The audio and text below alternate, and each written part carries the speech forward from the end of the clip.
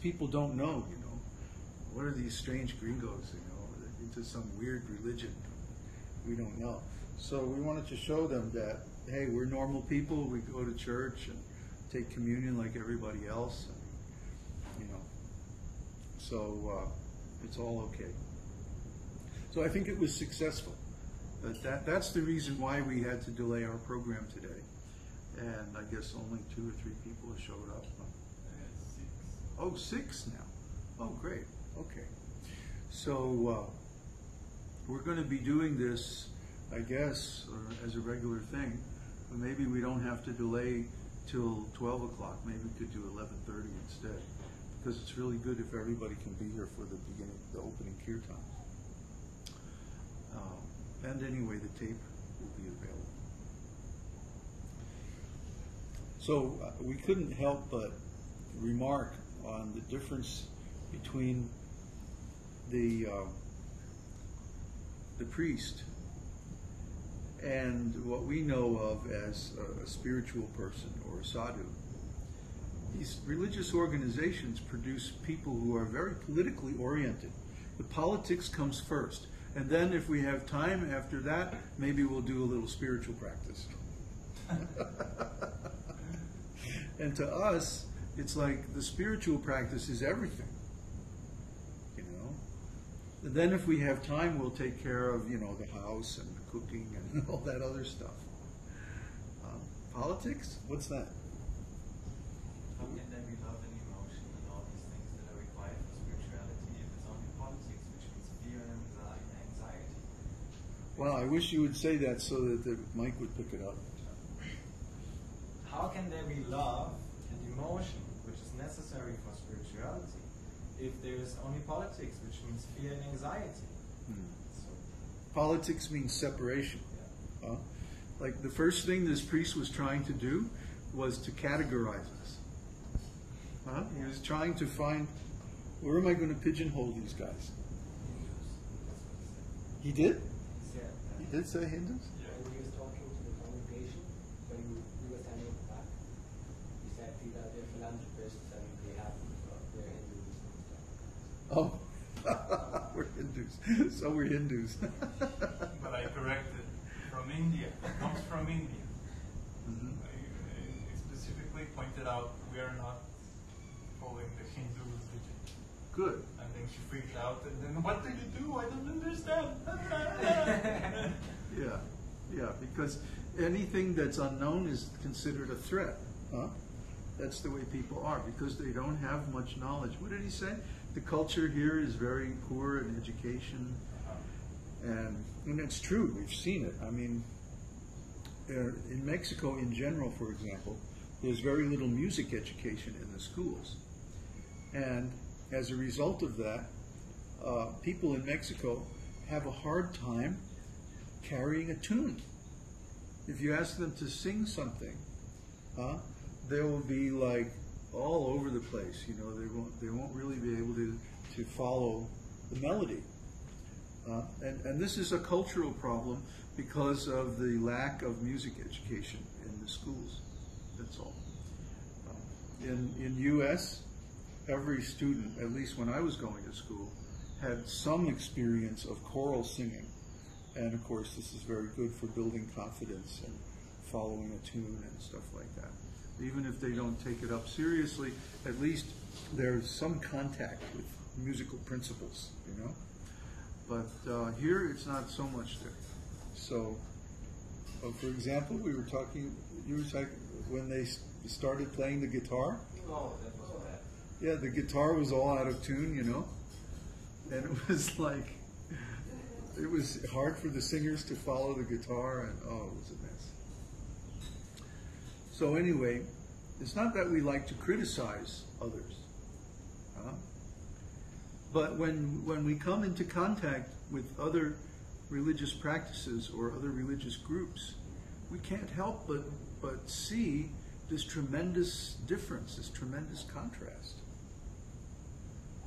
And of course, Kṛṣṇa is giving them a process that they can accept at their level of spiritual progress. Just like he gives everyone a chance to know Him in a way that they can accept. That's God is universal.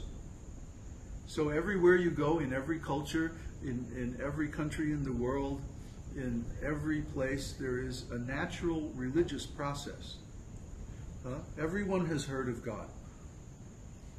No matter how savage or how demoniac or how crazy they are, how fallen, they're aware that there is a God, a universal being, a presence, a Lord, a controller, someone who is in charge, someone who is powerful, and who actually determines what happens.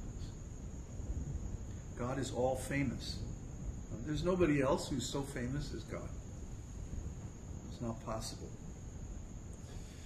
So because of that, the devotees of God are also automatically famous. Like everybody knows in this village, not only this village, but all the villages along the lake, they all know. Yeah, all the way to Katimaco, they know their crazy gringo sadhus are here. And when we go along the road, along the lake, everybody waves to us, riding on their horses, herding the cows, and even the taxi drivers, and everybody knows us. So They don't know what we do, but they know there's some weirdos. yeah. We're hard to miss. All dressed in white and walking around. What's that? All dressed in white, walking around in a group. Catch the eye usage. Hard to But we're not the only people who dress in white. I haven't seen any other group dressed in Uh, similar way. maybe the brujos, huh? Not even the brujos. Haven't seen one. They don't really dress up, do they? They don't dress up. Only for festivities. Yeah. Oh, or for ceremonies, huh? The brujos are the local wizards, huh? The magicians, and they practice things that, as far as I can tell, are sort of related to Santeria and the Vodong, huh? Chicken sacrifices and weird potions made of herbs and stuff like this. And these practices, you'll see them mixed with the standard Catholic practices at the church. This is really far out. When you go to the Catholic Church, they have above the altar and above everything is this big statue of Mother Mary, a very beautiful deity, by the way. We should take a picture one of these days and share it on the site. So they are worshiping, the Mother of God in their conception. And the way they do is there are all these flower sellers around the church. So they buy a little bouquet of flowers, and then they go up and offer them to Mother Mary. Huh? And then they put them all over themselves to purify them. Yeah. So this is very nice because it's really devotional service. They're actually offering the flowers just like we offer arti or incense, like that. And then they purify themselves. So in the end, they want something out of it. Huh? They want to be healed, or they want to be purified, or they want to be cured, or something or other like that. There isn't really a sense of what enlightenment is, or a change of consciousness.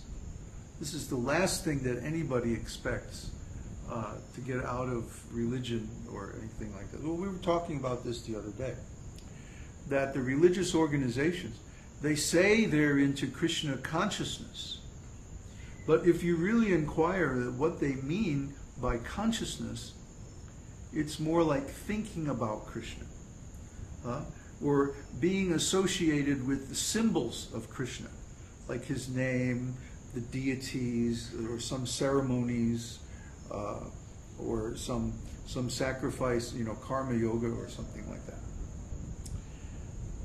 In other words, what they've done is they've actually changed the meaning of the word consciousness to mean thinking about or being associated with something that is a symbol of Kṛṣna.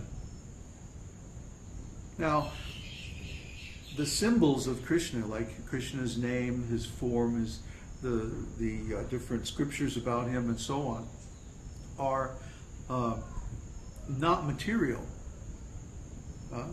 But still, there's a difference between a symbol and the thing itself.